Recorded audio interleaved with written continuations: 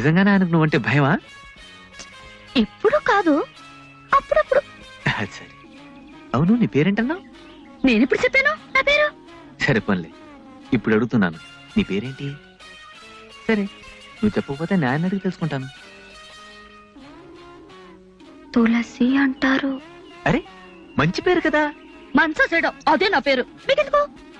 అయ్యో, ఇప్పుడు నేమన్నాను? పేరు బాగుంది అని చెప్పాను. దానికి అరే అలా వెళ్ళిపోతావు ఏంటి? ఆగు.